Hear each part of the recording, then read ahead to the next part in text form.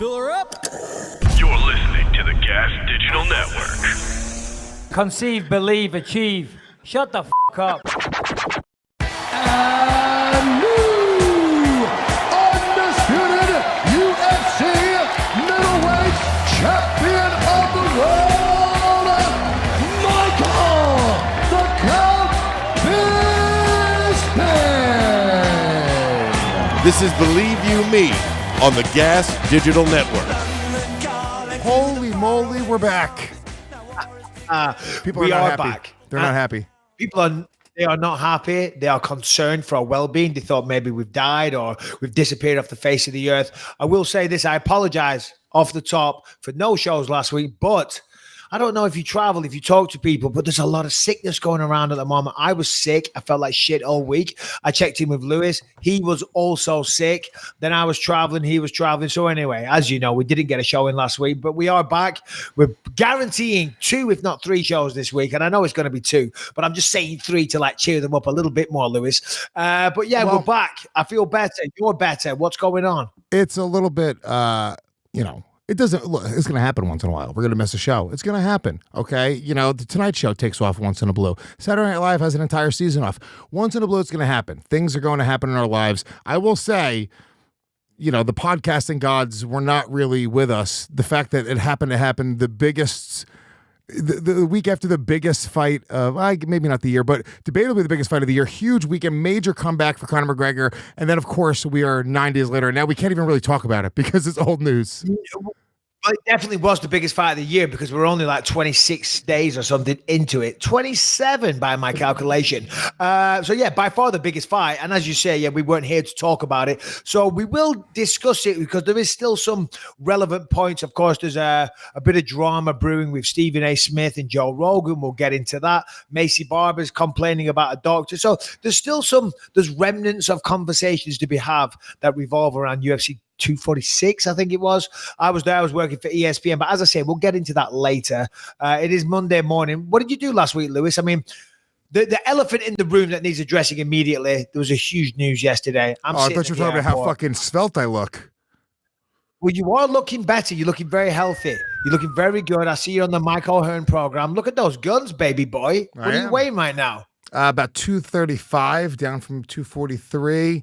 But really lifting heavy. I like this Mike O'Hearn workout. I got a shout out to Mike O'Hearn, the Titan. He's a badass dude. That workout's really good.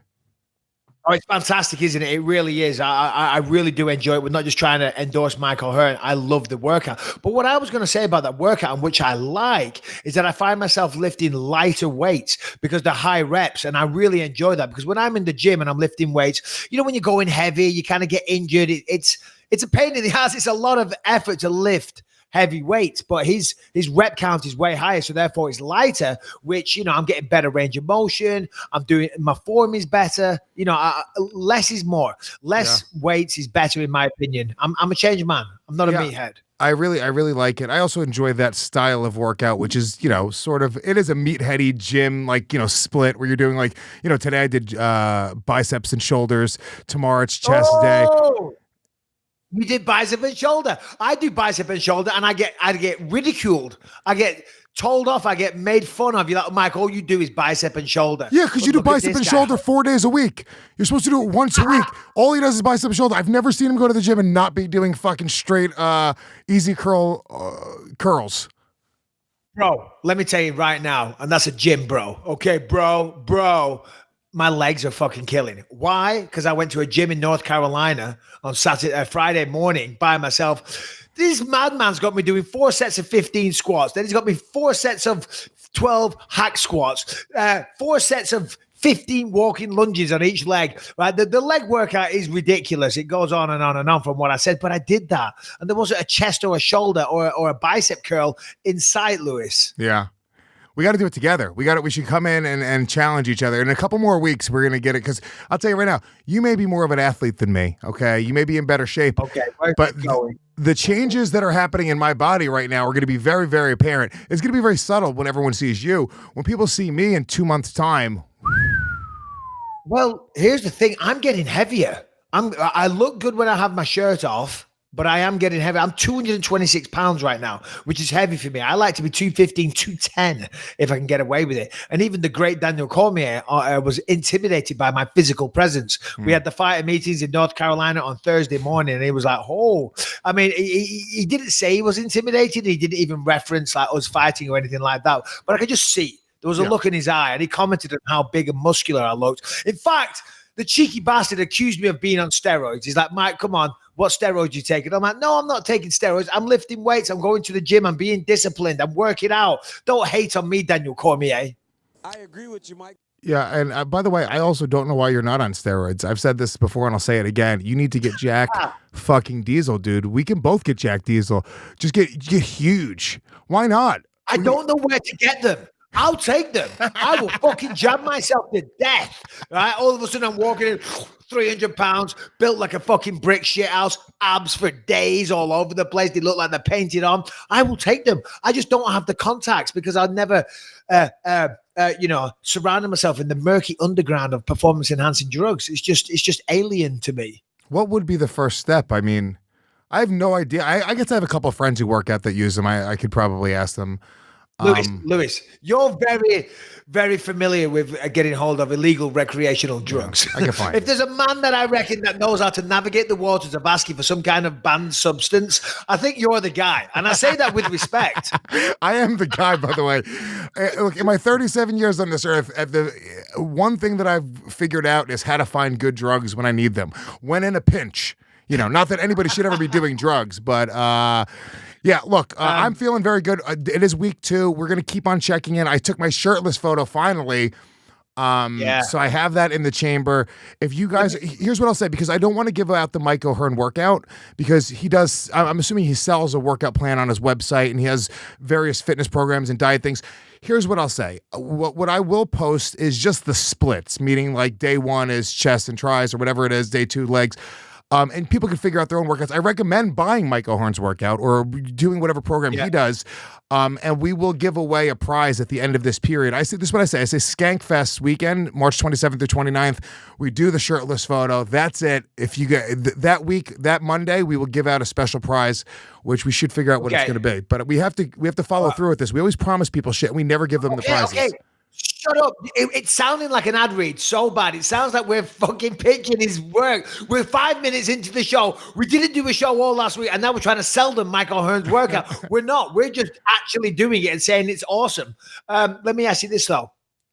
The topless shirt picture, because we have to do a before and an after. So the idea is you take one before you've done any workout, and then in a miraculous time you compare the two and you're like, oh my God, I lost 30 pounds with the workout, yada yada yada. Let me ask you, did you push out the belly? Did you get the worst lighting? Because the idea with that photograph is to look as bad as possible so that when you compare the two, it looks like you've made progress. So how bad did you try and make yourself look? I can make in one photo, like literally, I don't even have to work out. What I can do is I can push my stomach out, wear my underwear around my love handles really low, and make myself look dumpy enough in one photo, and then hike them up a little bit, get the right angle, upward angle, get some shading, do a little bit of a filter, and in the next photo look like I'm 15, 20 pounds lighter just by changing the angle, guaranteed. So, of course, obviously, I'm a fucking fat, droopy piece of shit in my first photo, but you're in trouble, Mike. I'm going to inspire people. You don't inspire people, okay? You're a fucking professional athlete. You look incredible.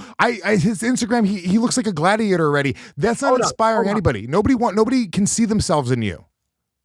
Quitters Never Win, which is trending to be a New York Times bestseller, which is available to buy right now. It went on sale last week. The amount of feedback, people saying, you inspire me, Mike, what you went through. I inspire people on a daily basis. Just because I'm not, as you quote unquote, Louis J. Gomez, a fat, droopy piece of shit. Just because I'm not a fat, droopy piece of shit doesn't mean I can't, deliver a message of positivity and wellness and greatness and striving to achieve your goals. Yeah. Look at that guy. The guy on the left is my best case scenario. If I try and try, I could be the guy on the left. It would take me a full year. But you get what I'm saying, though? I know you understand this. For me, I'm an everyman. Everybody sees me and they're like, oh, dude, you know what? Look at him. Look what he did. For you, you're a professional athlete. I think it's the disconnect is very real. People, I'm just saying I'm a better inspiration for our fan base. That's all. We can move What on. you're saying is that the benchmark for me is too high. That's what you're saying. Well, thank you. I'll take that as a compliment. All right, listen, enough of our workouts. Yesterday, and as I said, we'll get into the UFC 246 stuff in a little bit, and we'll get into the fights in Raleigh, North Carolina at the weekend as well. We'll talk about that because they were good fights and I was there. But yesterday, so I fly home.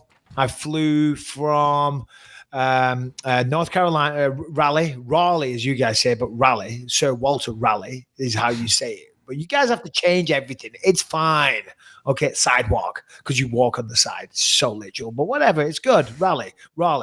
So I flew from Raleigh to Minneapolis, the Twin Cities, and I'm sitting just killing a bit of time, and I look on my phone, and holy shit, I'm starting to see rumors that Kobe Bryant has died in a helicopter crash. Now, as we know, unfortunately, that was the case. And not only that, his daughter was on board. And, you can't turn anywhere right now. I mean, this is huge news. I mean, I wasn't the biggest basketball fan. In fact, I'm not, but you can't deny the impact that this man had on his life. And it's just so fucking sad. I mean, because I live in Orange County, as does he. And people would often say, sometimes you can see him in his helicopter. He goes up to LA all the time in the helicopter to avoid traffic. And then, as we know now, that crash yesterday, just absolutely shocking news. Yeah, it is. It's particularly sad with the little girl, 13-year-old girl, and then I guess there was another family in the helicopter as well that he was taking. I guess they were on their way to the Academy Awards. No. I think they were going to his, what did he call it? His Mamba Sports Facility. Is what I saw in the news this morning. But who knows? But also, as you said, there was another family in there. There was another guy and his daughter as well, which they deserve our respects. But it's just, it's shocking. I mean, as I said, I can't pretend that I was a huge basketball. I'd be a huge, what's the word I'm looking for? I'd be a huge hypocrite. Own it if I was sitting here going, I'm mourning his death and all the rest of it, which I am, though, to a certain degree, but I'm not as like a true fan. But what I am mourning of is somebody that inspired somebody that injected a lot of hope into people. He was very well, highly thought of and highly regarded, and he's passed away, and he was an inspiration to people. So it's very, very sad. But the message for me that really hit home, and I actually sat down with my daughter and Lucas last night and explained it to him, that, tomorrow isn't guaranteed. Tomorrow isn't guaranteed. So you got to live your life. You got to make the most of it. And I know I'm being a bit preachy, conceive it, believe it, achieve it. But it's true, man. I mean, look at that. If ever that hits home, there's Kobe Bryant in the prime of his life, 41 years old, worth probably close to $1 billion, world famous, flying his helicopter around, living what seems to be the perfect life. And boom, there it is. He's not here anymore. Yesterday he was here. Now he's not. You got to make the most of life, people.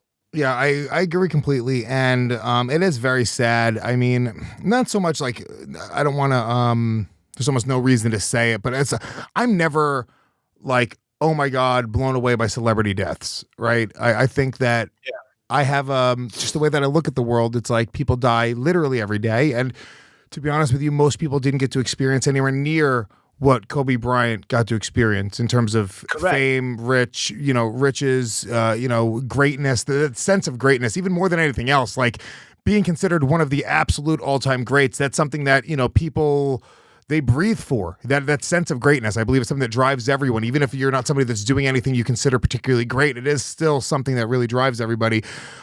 So I'm not a basketball fan. I'm not a Kobe Bryant fan. I'm not a Lakers fan. So I'm not like, oh my God, this national tragedy.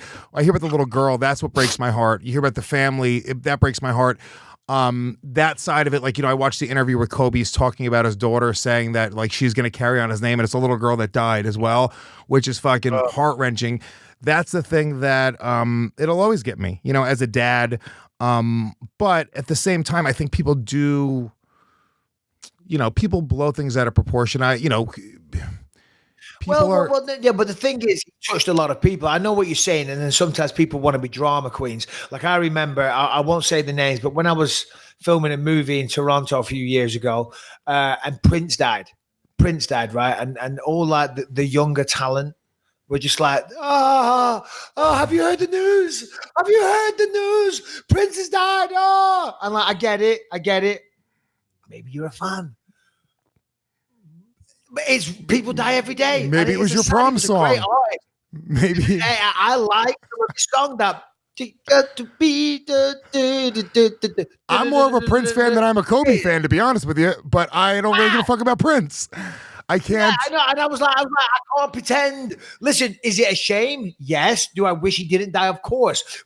Did he make some fantastic music? Yes. Am I going to stand here and get all la-di-da about it and go, oh my God, people die every day. And this is like what Rebecca said this morning. She's a heartless bitch in some ways. She's like, Michael, you want to know what Rebecca's fucking comment this morning was? I want to know, yes. Because LA 5 is like the local news channel for our area, and we watch it, and it's annoying. It makes me want to kill myself. They spend more time fucking talking about dogs and shit like that than actual people. You know, a bunch of people will get shot and killed, and that like gets a little mention, but then like a little dog might have got run over, and they're holding a vigil and shit. They got their priorities messed up. But anyway, today was all about paying tributes to Colby Bryant, which I get in the area. He's a local hero. He touched a lot of people, and Rebecca's like, oh, God, are they not going to report anything else? People die in helicopter crashes every day. And I'm like, yeah, but babe, come on. He's not just anyone. She goes, yes, but, you know, that doesn't make him more important than anybody else. When anybody dies, it's sad and it's a tragedy. I just feel his life more important. Rebecca's in the background staring at me. What do you want to say? Not in that context. What? Which she didn't say it in that context. I agree with her though. She's not wrong. I feel worse for the guy that struggled his whole life and fucking gets into a car accident and never had anything and didn't have a pot to piss in. And he never got to live his dreams and never got to, win the winning fucking, I watched a compilation of winning shots that Colby took. It was like 100 winning shots where it's like most people never get that winning shot. They never get that feeling even one time. So I almost feel worse for. You can't hate on him because he was a success and he got those winning shots. So therefore, not hating. Let him burn in hell. No, I know you're not hating. And it's terribly sad. And I feel for him. But I also found myself this morning because there was another guy in there and there was another daughter. And imagine their family now, they're turning it on and all the news are focusing on is Colby and his daughter, which of course I get, I understand. But it just like, it kind of adds insult to injury that almost that the other people in there are almost not worthy of being reported on.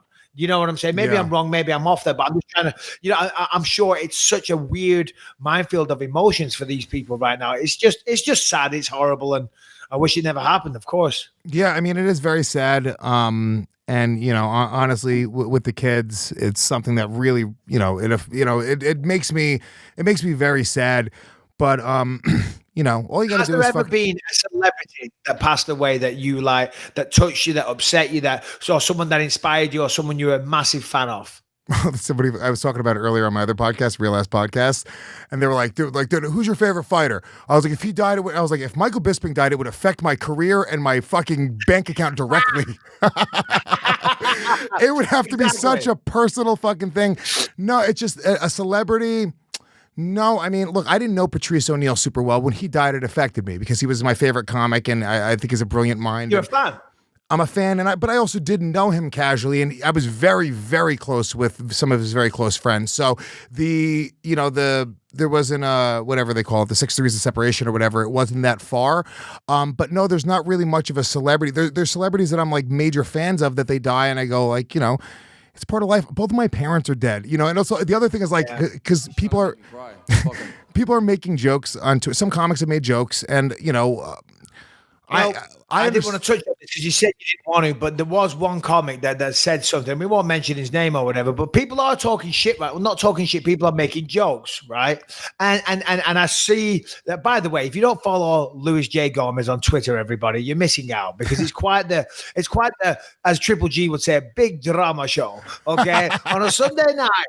When Lewis he's been on the sauce and he's enjoying himself and he just fucking gets into it with people on Twitter. It's great. I don't need to go out. I don't need to do anything. I just sit in my underwear and look at Lewis's Twitter. And this morning, you like kind of retweet some shit and you were defending this comment that made jokes and blah, blah, blah, blah, blah.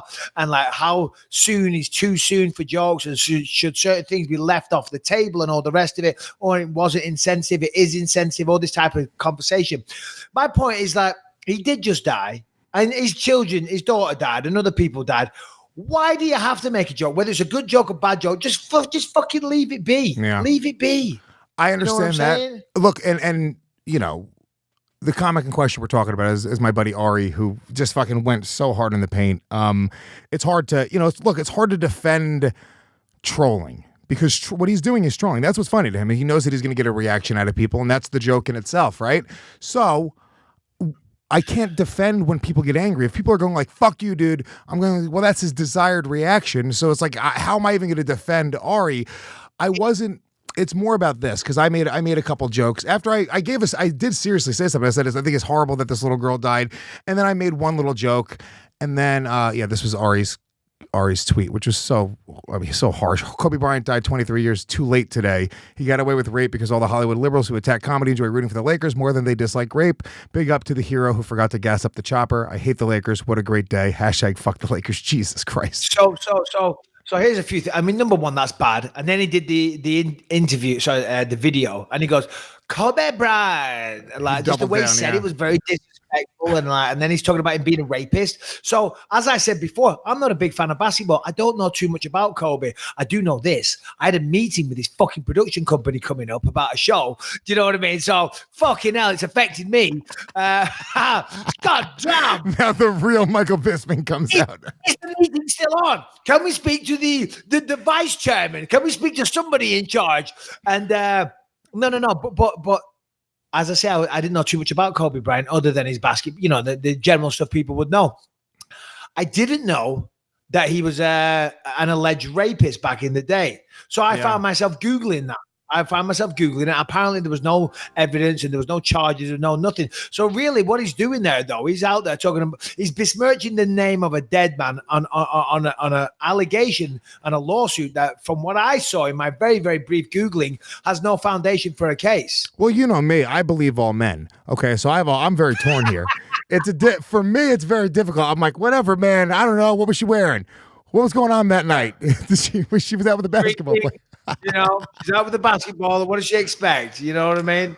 Should have made jokes. Yeah, I mean, look, the reality is, but here's the defense that I make of it. It's like, people are going to make jokes. Comics make jokes during horrible times. You know what I'm saying? Comics make jokes about my dead parents in my face every week on these shows that we do. And yeah. No, hold on. I saw you say that because you said, but hold on. People joke about my dead parents to me all the time. And I said that, I read it out loud to Rebecca and again, and she said, yeah, but that didn't happen yesterday, did it? I don't know when it was. And of course, I'm sure it's still, if you dig far enough into your character, of course it still upsets you and still something dear to you. But it was a long time ago. There's been a lot of time has passed. If Johnny Bryant, Kobe's cousin, got mad and was like, how dare you comedians make jokes, and got genuinely upset, and hit me up and DM me and say, hey, dude, you know what? This is my family member. It actually affected me. This joke really offended me.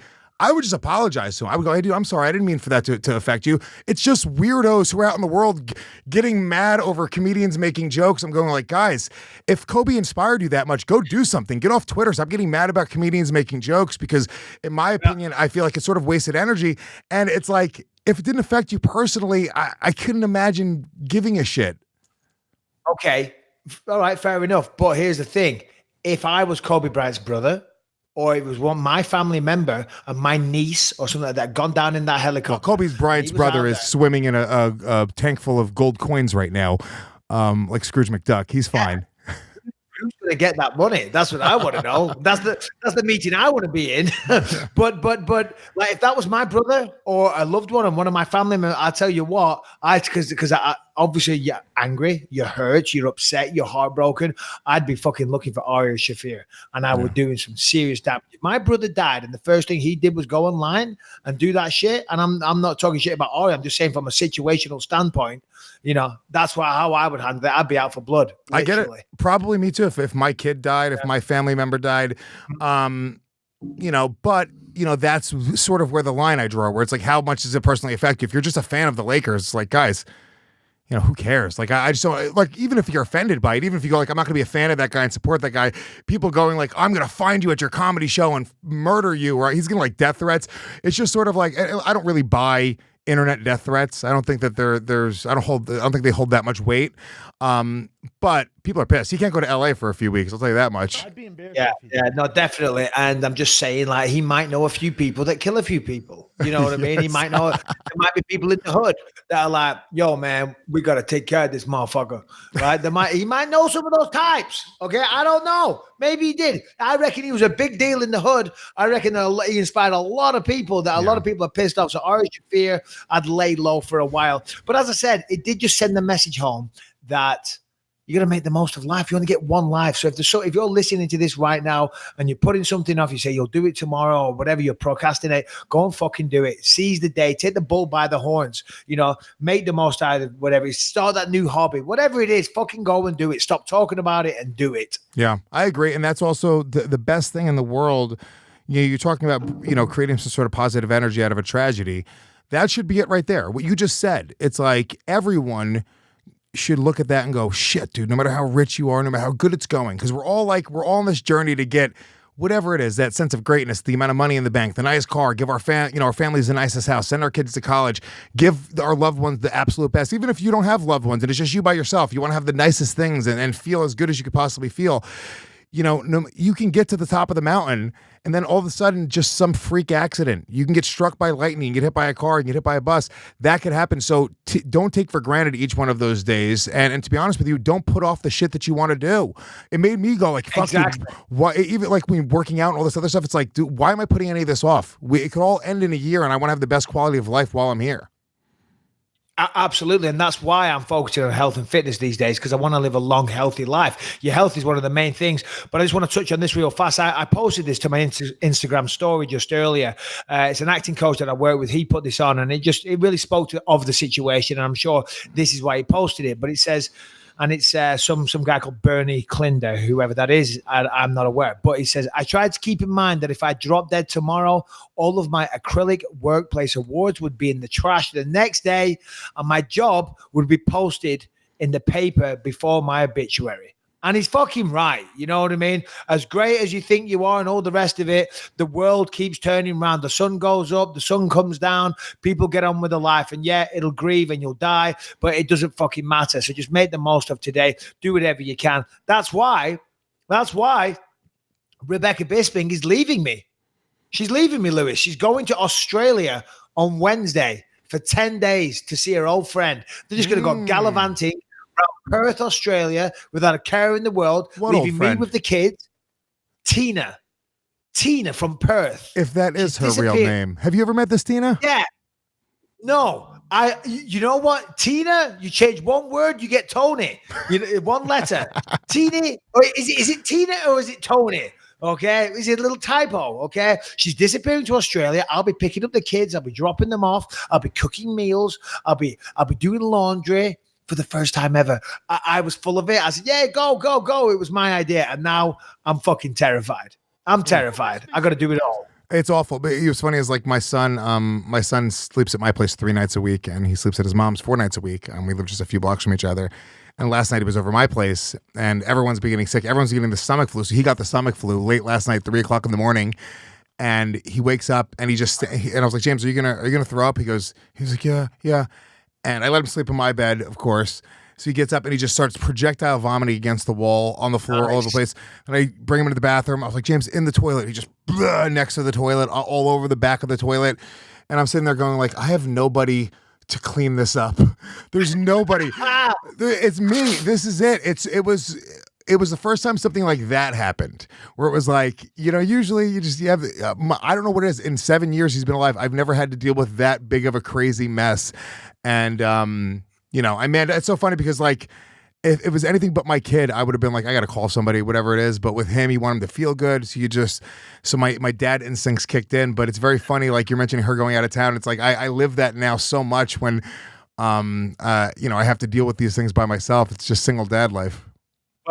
Well, you just mentioned projectile vomiting there, and I'd be remiss if 2 stories immediately sprung to mind. I have a couple of projectile vomiting stories that I haven't told, and they're pretty fucking funny. I remember once we were in the Swan and Royal in Clitheroe. Back in the day, it was like 1997 or 98, and it was £1 a pint. Or was it 50p a pint? It might have been 50p a pint of lager, right? So we sit around this big circular table, me and all my mates, there's about 7 or 8 of us, we're sitting there, and it's 50p a pint. So we're having a competition. who could down them the quickest. So we all get a pint, and I think we all stick 50p into a jug, and whoever downs it the quickest gets the money. You know what I mean? We're playing a drinking game, and each time you win, you might get 4 or 5 quid. So we down a pint, we do that, and we do it again, we down another pint. Anyway, fast forward a few minutes, we've downed all of us about 10, 11 pints, something like that. I mean, this guy who his nickname was Psycho because his name is Sean Sykes. So me and Psycho, we're the last two at it, and we're always fucking competing against one another, and we're fucking downing them like crazy. Anyway, so we're sitting there, and we're all like, this huge table is now just covered in empty pint glasses everywhere. And then I'm there, and I'm just like, and I'm like, oh God, I'm going to throw. And I just grab one of the empty pint glasses and I just go, and it fills it instantly. And everyone goes, whoa. And I'm like, no, guys, it's fine.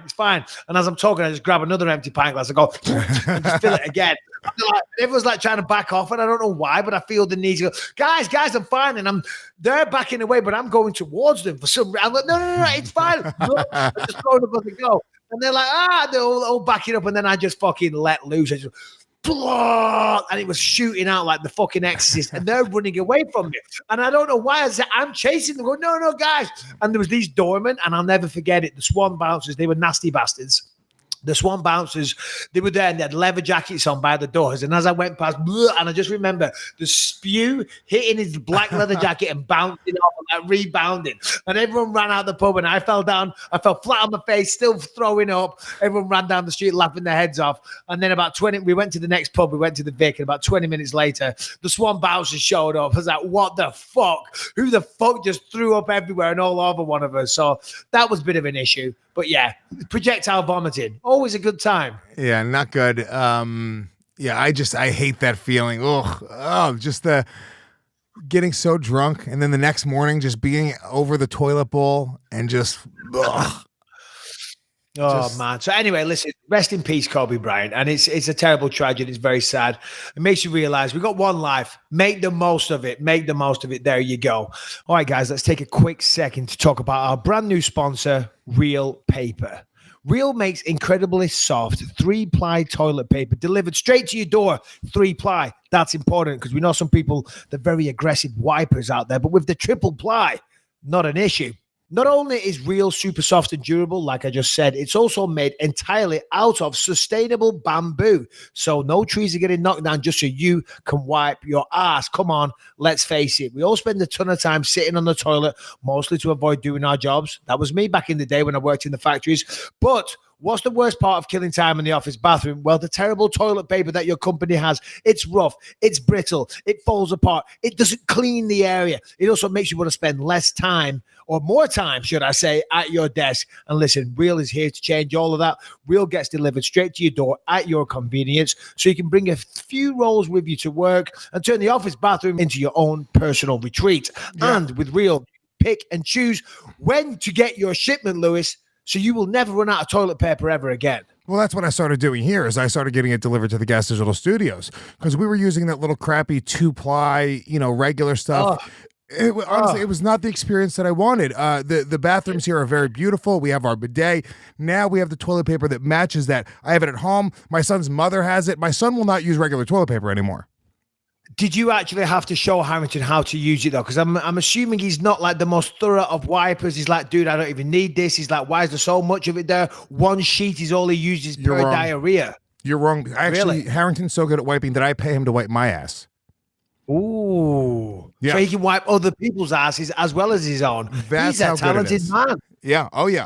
And honestly, with Real, it feels like an angel from heaven is wiping your butt. That's what it feels like. You don't even think that it's Harrington down there.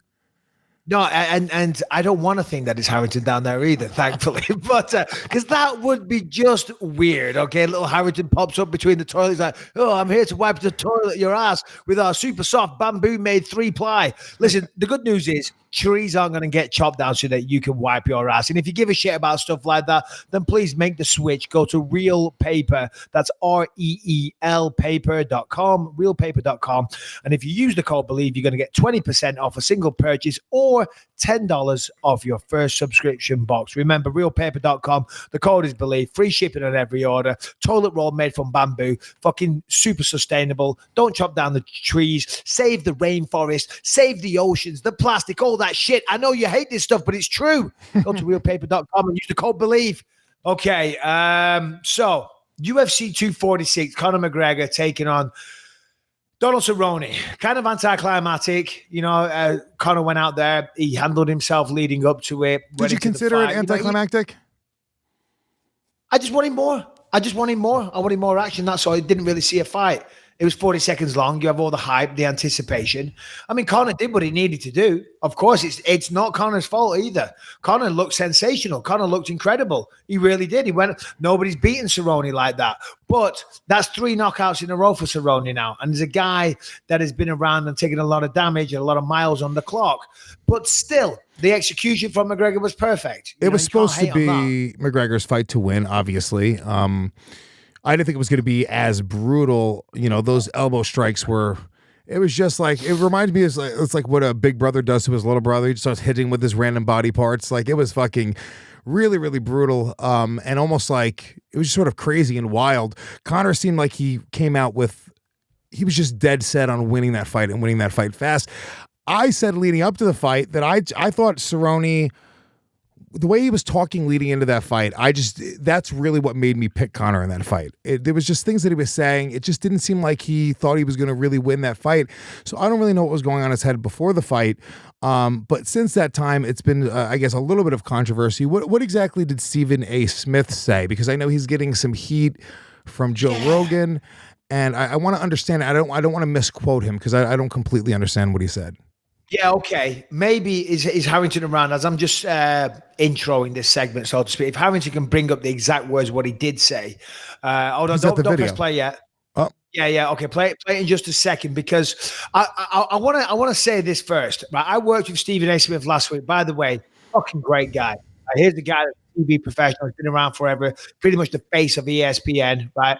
And he was very humble. When we were hanging out in Vegas, like in between like the stuff we were doing on TV, he was giving advice. He was talking. He was saying that, he's made a lot of money and he's just signed this big, huge new deal. But even at his age, and he's not a young man, he's talking about wanting to open a production company and create this content and make these shows and all the rest of it. And I thought, wow, here's a guy that's has been on this earth for a while. He's had tremendous success, no doubt, got a lot of money in his bank, and he's still pushing. He's still trying to achieve more, still got plans. You know what I mean? And I just find that really inspirational. And as I say, he was very humble and he was talking to us and he was giving us good advice. And he was saying on TV, when you're on TV, he said, I do a debate show in the morning, first take. He said, I've got to have a strong fucking take. I've got to have a strong opinion, and I've got to stick to that opinion. Otherwise, there's no debate show there. You know what I mean? And sometimes maybe it's not completely the best thing, but it's good for the viewer. So you got to fucking have a strong opinion. You got to stick to it, and you got to fucking own it and wear it. And I was like, that's actually correct, because for a viewer, and then you've got someone on the other side that feels completely different. I thought that's the magic. That's what you want to see. You want to see conflict. Just like when we do the podcast, if we get a difference of opinion, it's good. It's interesting. So he said that. Well, to be honest with you, to piggyback on what you're saying, though, I completely agree, because if me and you are talking about something, we talk about the show for a little bit before the show. We'll go over some notes. Harrington sends some stuff. We sort of bounce some ideas back and forth. We sort of have a little mini conversation about it first. And the reason we do that is because we want to hash out sort of what the differences are in our opinions. Because if we both come in and you just go and you ramble for 5 minutes and I go, yep, that's not an interesting show at all. And I would rather be wrong or even try to look at it from a different angle and play devil's advocate, so to say, and give you an opportunity to go, well, no, let me tell you why you're absolutely wrong. And I've had it plenty of times where you're like, you're a fucking idiot. Let me break down why. And that's a better show. And I don't care about being wrong. My ego doesn't get attacked in that moment. I actually go, oh shit, this is a great piece of content, because now you sort of see both sides of the conversation. Absolutely, exactly, and that's the point that he was trying to make. And we'll roll the tape in just a second, but I'll say this as well. And he did say this. He said, "Listen, I get it." He said, "I see the comments." This is Stephen A. Smith. He said, "I see the comments. People say I need to shut the fuck up. I need to stay in my lane. I shouldn't talk about this." He said, "But." He said, I know you guys are the experts. He said, Michael, what you do is great. Chael, you guys are fucking awesome. And we thank you for what you're bringing to the table and this and that. He said, but me as a fan, he said, I'm allowed my opinion. He said, I might not know as much as you. He said, but I still consume the product in the same way that you do. And I'm allowed to have an opinion on it, which of course he fucking is. And it can be even, I'm not going to say more valid, but valid in a very different way, because a lot of the times you're too close to it. You know what I'm saying? So we were talking about comedy a minute ago, and you know, my perspective on it is like, dude, you know what? All jokes are no jokes, blah, blah, blah. And then you're going like, well, I don't work in the world of just fucking writing dumb dick jokes. I'm a man who has kids, and I'm telling you right now, that would bother me. And you sort of put this other human element to it. It's not always about sort of being an expert on whatever the fact of the matter is. So I think it could add a lot. But all right, so play the video, and this is what I guess pissed off Joe Rogan. Is that even? Can you say from Conor McGregor it's a stunning win? Listen, I'm shocked and disappointed. I thought Conor McGregor would win this. I thought he would take him out in 2 rounds. I thought that obviously he's been knocked out. Cowboy Cerrone's been knocked out 6 times in his career, the last 2 times. So I knew he had a questionable jaw, and coming in there and swearing that he wanted to strike against Conor McGregor, I thought that he was right there to be had. So I expected it to end in round 2. I didn't expect it to end in 40 seconds, or as you just said, Joe Rogan, the first 15 seconds. Conor McGregor misses with a haymaker, catches him with the leg, but that wasn't a big deal. But the clinch, the shoulder clinch, and then hitting him 3 times, not 1, not 2, but 3 times, he was pretty much done then, just like Joe said. So 15, 20 seconds in, you're seeing Cowboy Cerrone, who was the bigger guy, right? Okay, the bigger guy coming into this fight, be done in like 15 to 20 seconds. I mean, I don't think he landed a single blow against Conor McGregor. It was like shadow fighting, for crying out loud. You know, landed 1 kick to the arms. Yeah. Okay. Pause it. That's actually not the right clip, but it doesn't matter, because when he came on the post-fight show, he said he was disgusted with Donald Cerrone as a fan and the performance that he saw. Something words to that effect. If I'm getting that wrong, I apologize. It was something like that. And listen, you know, it takes 2 to tango. Right. So, of course, McGregor went out there and did a fantastic job. Right. And Cerrone had a bad night at the office, you know, but he's just saying he expected more. Listen, we've seen people, you know, get finished quickly. That's part of combat sports. Sometimes, you know, you don't get a chance. They swarm all over you, just like he did. Conor swarmed all over him right from the get-go, came out of there fucking like a bat out of hell and said, fuck this, I'm taking you out right now. And so, and listen, Cerrone didn't react. He's a slow starter, so Conor used that to his advantage. Conor did everything right, but all he's saying is that he thought Cerrone was shit.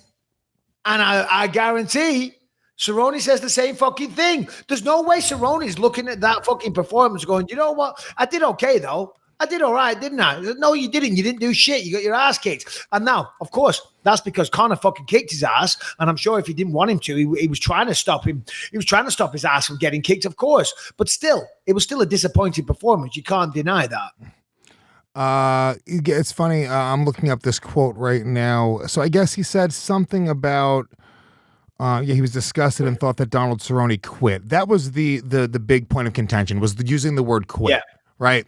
And I think, yes, I understand why MMA purists and Rogan and other people say, well, dude, calm the fuck down. It's not like, this is not the amateur leagues. This is Donald Cerrone, who's had more fights than anybody in the UFC, you know, won more bonuses, has more stoppages. So I think that's sort of the thing where you use a word like quit, and then you kind of, you know, and look, I have to stop myself all the time, because it's hard to, Stephen A. Smith was coming at it from like a fan's perspective and going like, look, he looks like he gave up in there. He wasn't coming at it from the perspective of a guy who's trained the same way these guys train. Rogan, you know, all these guys who are doing the commentary really understand the sport at a different level. So I think maybe it's semantics. I mean, who cares if he says the word quit? Well, see, the thing is, it's the word quit, because quitters never win, okay? Quitters just never win, and he shouldn't say that, because, I mean, it's well known, quitters never win. Well, available right now on Amazon. Cerrone didn't win, so you know what? We're being consistent here. Quitters don't win, so quitters never win, and unless this is what everybody says on Twitter, unless you're trying to stop smoking, Mike. I was like, shut the fuck up, okay? Don't come at me with facts. I don't need that right now. We're trying to sell books, hard copies at full price. Go to the most expensive site online. You know what I mean? Don't buy a bargain one. Don't go to eBay. Buy a hardback from a very, very unreputable salesman that's going to charge you twice as much. So my take is higher, but seriously, it is available now. Go get it. Yeah, listen, I get it from Stephen A. Smith, and this is great. This is great for him. And he had a a comment to Rogan again saying, listen, I'll come and talk to you. I'll have it out with you. He said he respects everybody. I have no problem with what he said. Was he a little harsh on Cerrone? Yeah, he was. Does Cerrone deserve more respect given the career that he's put in? Of course he does. And everybody respects him. He had a bad night at the office. He had a bad night at the office that he chooses to forget. And someone like Stephen A. Smith, it's his job. That's his brand, to be outspoken, to be controversial, to have a strong opinion. And we're fucking talking about it, and it's all over the internet. Yeah, and at the very least, it's up for debate. I mean, what do you consider quitting? I guess Conor McGregor, had some words as well for Stephen A. Smith. Let's see. The call you discussed here is A+. I didn't show enough. I'm not paid by the hour, though. Joe's comments, however, come from you saying the opposition fighter quit. Broken nose / orbital bone say different. Fighting is vicious. Those who make the walk deserve full respect. Apologize. So he was saying he felt a little disrespected as well because he's saying, oh, yeah, dude, well, I came in and no, I fucking broke this guy. He didn't quit. It was what I did. Yeah. So it was a little bit, I guess, disrespectful to Conor, a little bit. But look, guys, let's not get so fucking sensitive. Even being on the other side of it now, Mike, you have to admit, look, these guys have to make a call. They have to say something. Sometimes you're not going to be on the best end of a commentator's call or their opinion.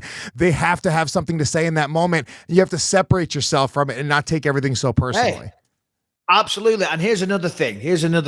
You're on live TV.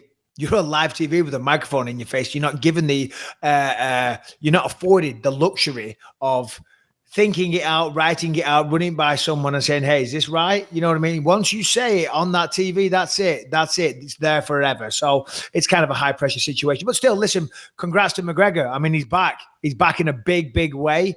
It was a huge performance, a beautiful performance. He didn't take a single hit, I don't think. So he said he wants to fight sooner than later. I predicted on Helwani's show last week, he'll probably fight Nate Diaz because the fight he wants and the fight that Dana wants to make, we were on ABC, by the way, ABC Network. We did a pre-fight show with Stephen A. Smith and some other people, which is fucking huge. They've never covered mixed martial arts at all. And on ABC, which is like in every single fucking home in America, there was an hour-long pre-fight show, which is absolutely huge. So a whole new audience is getting to see some MMA, some UFC, some of these fighters for the first ever time.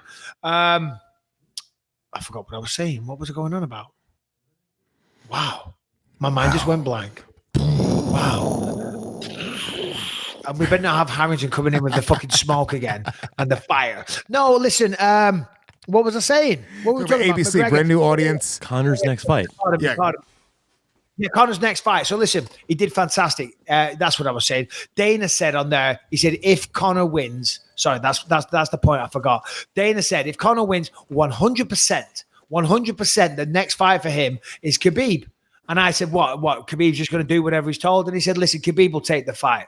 He said, that's already the biggest pay-per-view in UFC history. The rematch is going to be even bigger. There's going to be plenty of money involved. But Khabib's fighting Tony in April. After that is Ramadan. Okay, so he's going to fast. He's going to take some time off. So that's going to be too long, I think, for Conor to wait. So therefore, he spoke about Nate Diaz. He said, where you at, Nathan? Because he doesn't want to fight Masvidal, right?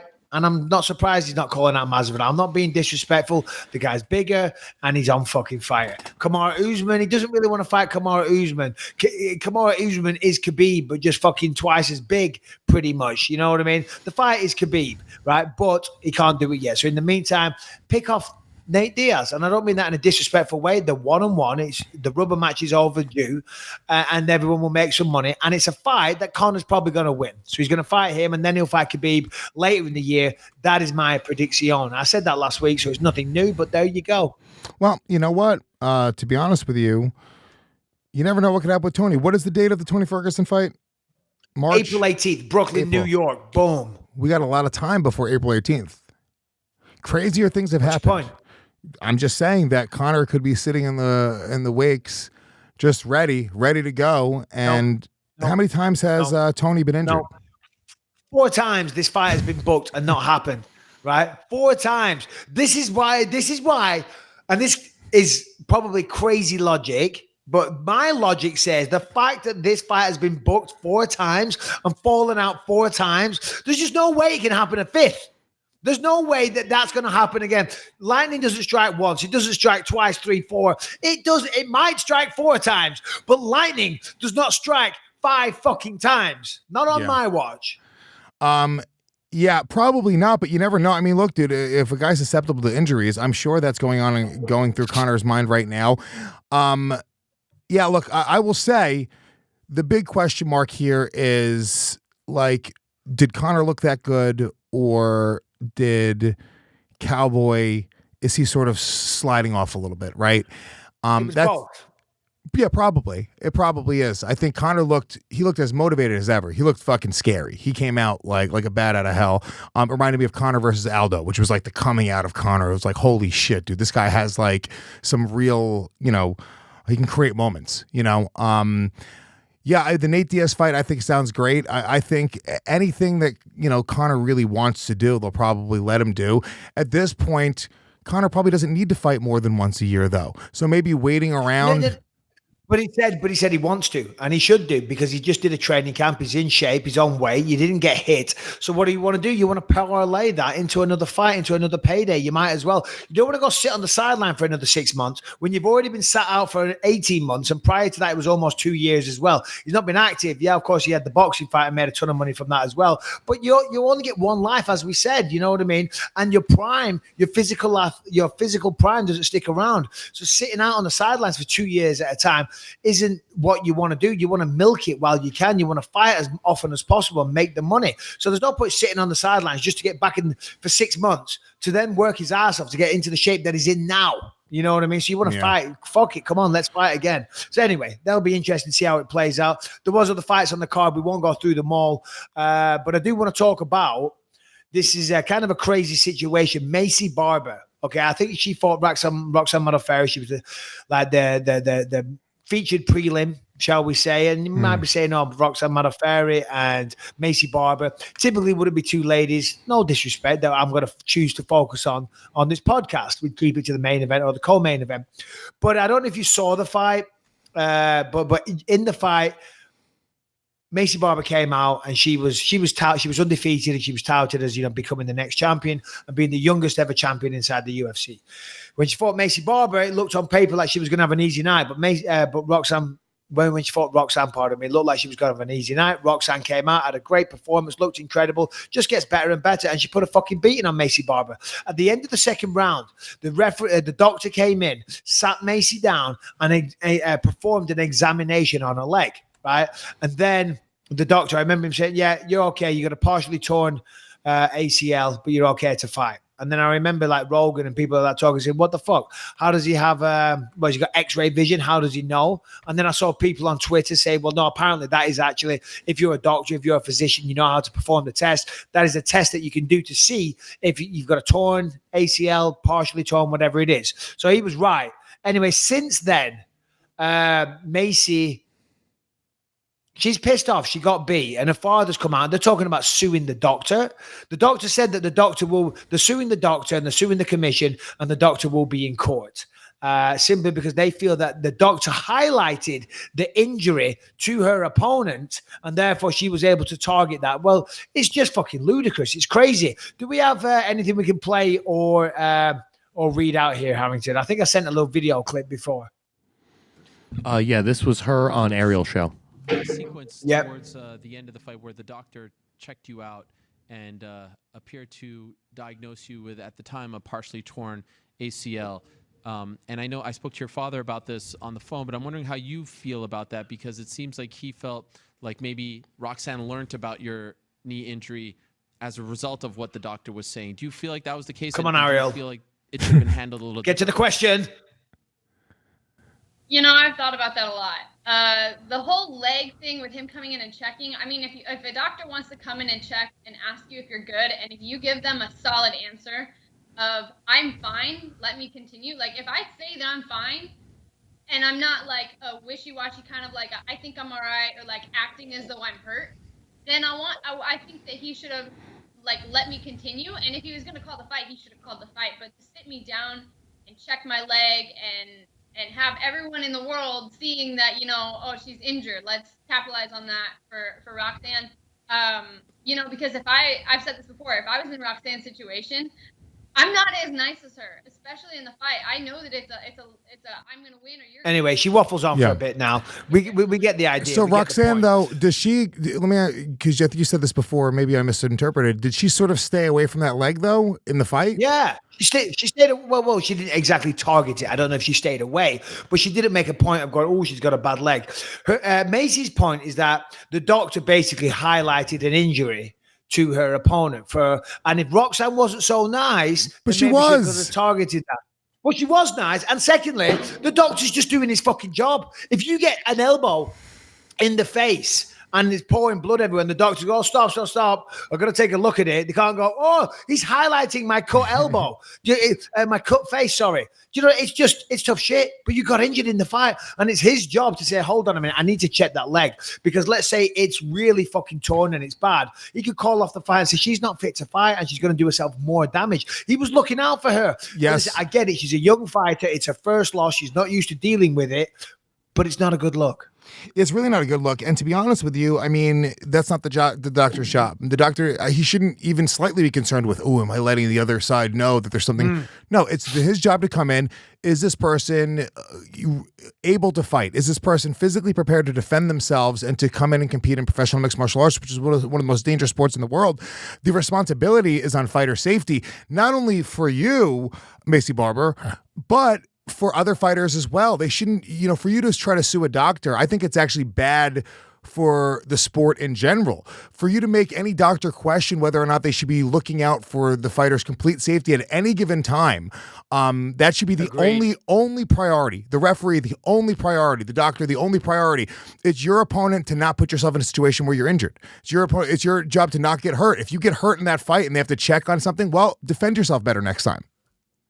Fighter safety is paramount, right? That's what they say. The first thing is that we want a good product. We want a good fight. We want a competitive fight. We want a fair fight. We also want the fighters to be safe, and God forbid, you see it in boxing sometimes, fights go on too long and then the fighter goes back to the hospital, passes away, they might have bleeding on the brain or whatever. Unfortunately, it's a story as old as time, and we haven't really seen that in the UFC, but the doctors are there to step in, and they've got your well-being, your interest, your health is what they're interested in, okay? They don't have an agenda. I mean, I don't know. Maybe they're massive Roxanne Modafferi fans. Maybe they're like super nerds, right? Maybe they do, right? Maybe they don't. Who knows? But generally, they're just there. They're going to check on you. And if you're not good, they'll call the fight. And if you are good, they'll let it go. And I'm sorry, there's no rule in there saying the doctor has to, you have to bring in a quick towel and hold up the towel so the opponent can't see what injury they're checking. It's just an unfortunate set of circumstances. I understand why she's pissed off. It was her first loss. She's young. She's emotional. Sounds like her dad's on her side. Her dad's probably fueling this fire inside her a little bit, and if I'm speaking out of turn, I apologize to Mr. Barber, but he's the one talking about the doctor's going to be in court. It's like, come on, it's not a good look. Just deal with it, accept it. You got beat fair and square by the better person on the day. Come back and get them next time. That's all you got to do. Bitching about this, you're not going to win any fans, in my opinion, by doing this. And on top of all of it, let's say even if they were right, let's say there was some unspoken rule where the doctor is not supposed to let the other side know. Fine, let's say the doctor fucked up. Roxanne Modafferi didn't attack that leg. She didn't go after it. So it's sort of like a non-issue. Like you're saying, well, I would have went after that leg. Well, okay, you're a bitch. What do you want me to say? You're an evil person. Hypothetically, she could have done. Well, did she? No, but she could have done. It's like, you sound crazy, bitch. Yes, but she could have done that. Yes, but she fucking didn't. Yeah, but she could have. Okay? It's like, wow. You're that is some fucking wackadoodle shit. Like, what are you even talking about? She didn't do it. She could have done it. Yeah, but she didn't. Yeah, but she could have done. So, yeah, but you can't live your life like that. You can't. You got to let it go, baby. Oh, man. Shit. It's so funny. Anyway, all right. So, moving on, Lewis. Moving on. As we know, there was good fights at the weekend in Raleigh, North Carolina. Have you ever been to Raleigh? Because I was there. It's beautiful. I swear to God, I feel like I say I'm going to move everywhere I go. But I'm going to move. I think I might move to Raleigh, North Carolina. It's a 45-minute flight to New York City, so it's right there. Property's great. I looked at it. Wherever I go, and I'm like, because the little country lanes, there's a lot of greenery. It reminds me of England, and it's like just an hour from New York. It was cold when I was there, but they said this is like unusually cold, so it doesn't get crazy cold. The summers are beautiful. Lots of great barbecue. The architecture was nice. Lots of nice old houses. I looked on Zillow. Right, Zillow.com at prices of houses. Prices are way cheaper than California. I'm like, this could be us. We're going to buy a big ranch, a big farmhouse in Raleigh, North Carolina. We're going to get horses, chickens. We're going to have a little farm, and that's it. That's us. That's what I'm doing. Yeah, you're not moving to Raleigh, North Carolina, Michael Bisping. If you're moving anywhere, you're going to move to New York, which that's probably not going to happen, or Los Angeles, and we're going to time it out where we're both going to move to Los Angeles at the same time and then take over the MMA/comedy podcasting space. It's over. It's a countdown, baby boys. I'm in. Let's do it. Move to LA. I'll move to LA. Oh, you motherfuckers, mark my words. One by one, I'm going to fall by the wayside. Yeah, but anyway, we were there for the fights. But as I said, I did like Raleigh, North Carolina. Fights. So where should we start? Good fights. Good night of fights. Some new talent on the card. Some good performances. I guess we'll just do co-main event and main event. So we'll start with the co-main, which was Rafael dos Anjos taking on Michael Chiesa. Chiesa, obviously, I think he's 6'1", big dude. Used to fight at 155. We spoke about him recently on that the Athletic article that we were talking about. He had a hard time making 155. Went up to 170. I think he lost against Anthony Pettis. I think that was at 170, or was it 155? Anyway, but then he beat Carlos Condit, and he beat Diego Sanchez, and then we just fought Rafael dos Anjos. I'll be honest. Obviously, I'm a little biased. Jason Prillo is my guy. You know, he's our friend, and he's a hell of a coach. I see Rafael dos Anjos in the gym all the time. He's a fucking beast. He's a true fighter. He's a true warrior. He's respected all over the world. You just have to look at Rafael dos Anjos. You can see that the man's a fighter. He's grizzled. You know what I mean? He's got the scars, he's got the cauliflower ears. He looks like a man you would not mess with. BJJ black belt, been at this for years, former lightweight champion, solid work ethic, fucking a true fighter, the definition of a fighter. I thought he'd walk through Chiesa. I was wrong. Yeah, Chiesa looked great. Well, dos Anjos looked great as well, by the way. I mean, all the striking exchanges, he looked really good. But Chiesa was able to get it to the ground, and he had a definite advantage there. It's almost like the plight of a guy who's a former champion. He doesn't get any easy fights. Everyone's looking to beat him, because you beat him, you're right on the map, you know. And of course, Chiesa, as soon as he won this fight, he's calling out Colby Covington, another former champion. So it's a tough position to be in. And is he 1-3 in his last? Well, he lost against Covington. He lost against Usman. He lost against Leon Edwards. He beat Kevin Lee, and now he lost to Michael Chiesa. So I think he's 1-4. 1-4. But look at that competition. I mean, as you just said, he's a former champion, so therefore he gets no easy fights. Usman went on to become champion. Covington became interim champion. Leon Edwards is fighting Tyron Woodley. We'll get into that shortly. You know, he's fighting nothing but the best. Kevin Lee. That fight against Kevin Lee and Rafael dos Anjos was unbelievable. I was watching it to prepare for commentary, and what an exceptional fight. Chiesa, the bigger man. He said he was 200 pounds going into that, and you could see he has got good wrestling. He was able to close the distance, get the clinch, and work for the takedowns. And dos Anjos is a black belt. He's been there before. But when the guy's game plan is purely to take you down and look for submissions, it's hard. It's tough, and especially as you start getting tired. And, you know, he was able to blanket the guy, for want of a better expression. Didn't really do any damage. Dos Anjos didn't walk out of there covered in blood, black and blue, anything like that. He was annoyed after the fight. I spoke to Perillo.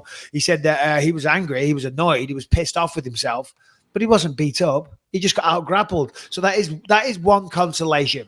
You know, sometimes though, as a fighter, you do wish that you did go through the meat grinder. You do wish that you were black and blue, because at least then, you know, you're in a fight. It's so annoying. I've been there. When I came back from a layoff and I fought Tim Kennedy, and he just took me down time and time again. Very close fight, mind you, but still he got the success holding me down, just fucking clinging on to me. Wow. It's very, very frustrating. So I feel bad for dos Anjos, but you've got to give it to Michael Chiesa. Now that Tim Kennedy has gone on to hunt Hitler and other, you know, terrible people of the world, it's a little bit more impressive how close that fight was. Well, I mean, it was close. It was very close. I didn't take any damage. He's supposed to be a badass SAS guy.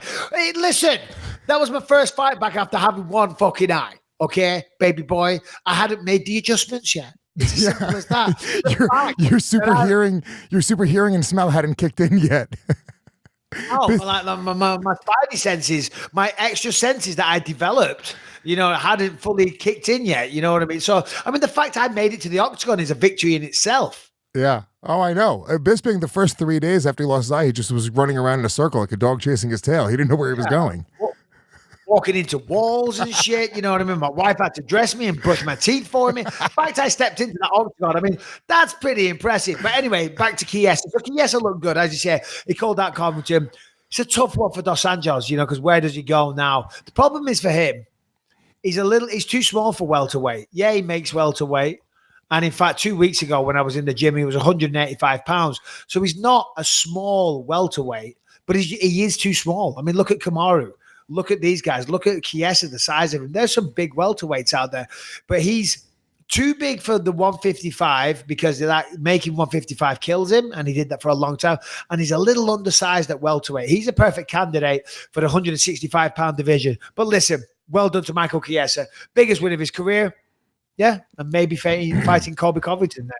Yeah, he did call it Covington but yeah, I mean, look, yeah. What do you think of that? What do you think? The call out, the delivery, because we have fighting meetings on the Thursday. They come in one by one, and we said, if you get the win, is there anyone that you're going to call out?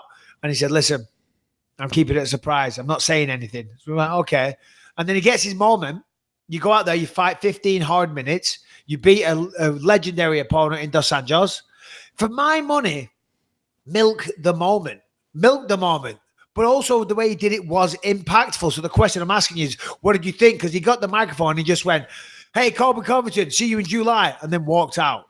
Right. Just walked out. What did you think? Did you like it? Did you hate it? Did you think he could have done it better? He probably could have done it better. I mean, it's almost like a fight. It's weird to call out a guy who just lost in the way he lost, unless he had a real does he have a personal thing with Colby? I don't know if they have like some sort of history, if they've had words.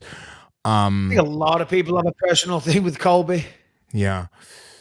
Yeah, I mean, look, it was fine. It makes sense. That's the fight that I would probably book Chiesa for. But I also feel like if you're gonna just have that moment, just why not go for a guy who won? Who else could he have called out, do you think? Well, Tyron Woodley and Leon Edwards, they're fighting soon, so none of them. I mean, I get it. He wants to. He knows he's not going to get a title fight. Right, so it would be pointless, especially, you know what I mean. No disrespect to Dos Anjos, but the Leon Edwards, Kamaru's probably he's going to fight someone, but he hasn't got a matchup. It ain't going to be Chiesa, and I don't mean that disrespectfully, but it ain't going to be Chiesa, and he recognized that, so he called that Colby Covington, which is a good logical next matchup. And if he was to beat Colby, then he'd probably get a title shot. But what's going on with Colby, by the way? Does anybody know? Because I remember him saying, win or lose, I'm retiring after this fight with Kamaru Usman. Harrington, have you heard any rumblings, anything like that? Nothing official yet. Apparently his coach said he is fine. He's going to get back to training very soon, but he plans on taking a high-level grappling match before he gets back into the cage in MMA. Yeah. Yeah, no shit. Doesn't want to get punched in the face. I'll tell you what, though, Harrington, I said on a show a couple of weeks ago, I said, Leon Edwards and Tyron Woodley, I don't think that's official. And he came back, Lewis, very pleased. He said, no, Michael, it's official. It is. It's booked. You were wrong, Harrington. It wasn't booked. It wasn't official. It is now. It's not the first time I was wrong. It's not the last time I was wrong. I like Harrington being wrong. What was that? What was that? Oh, my God. Anyway, Leon Edwards, Tyron Woodley, that's happening. Main event in March, London. That's great. Tyron Woodley was on the Helwani show again this morning, saying some things. Give us a little bit of insight, Harrington, because I know this was Harrington's input for the show. He said, you got to hear. I haven't heard it, but he said, Mike, you got to hear what Tyron Woodley was saying on the Helwani show. So please, Harrington, fill us in, buddy. Well, apparently Tyron Woodley became pretty accustomed Can to you do it as Tyron, please? Yeah, please. Wrap it. Don't be racist. He's about to get racist. Never mind. Don't forget it. Move on. No. Do it in your Irish voice. Move on. Trying to picture how a man from Missouri sounds. I blew through a lot of money. Stop it. Stop it now, Harrington. Whoa! That is not good. You went the guy on the shrimp boat in Dumb and Dumber. What the fuck is that? Shrimp scampi, fried shrimp, shrimp kebabs, shrimp bread, shrimp kebabs. That was Oh god. All right. So what he said was, I blew through a lot of fucking money. Bought 2 houses, 7 cars, some jewelry, a lot of time in the VIP, and a lot of fucking jewelry. Well, Irish people are the black people of Europe, they say, right? So this is good. Oh, my family's Irish. So what's the problem with that? Careful with the racial slurs, bro. Anyway, so basically, the big point Harrington is trying to make is that he blew through a lot of money. Is that what you're saying? Yeah, and he has to adjust to life as not being champion anymore. Oh, fair enough. I mean, that is a realization that I guess you got to have. Same here in this half mansion bullshit. Fuck me, we're downsizing quick, baby. Listen, we need, never mind the 60,000 subscribers, we need 100,000 subscribers now, okay? If I'm going to stay, I'm going to start a GoFundMe page for the half mansion. By the way, I have a friend. I have a friend selling a house that you might even be interested in. I got to sell this house first, baby. All right, we'll talk. Anyways, but so basically, Tyrone, that I mean, listen. Unfortunately, you see this. You do see it with a lot of young athletes, even though Tyron's not that young. But you see the point. You know, they get money and they start spending it because they think it's going to come in forever.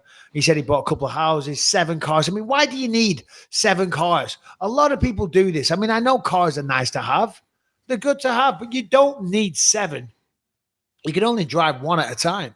Yeah, I understand the sentiment. That's why it's good. Like, I've never run into any real big amount of cash at once. I do spend way too much money. I spend obnoxiously.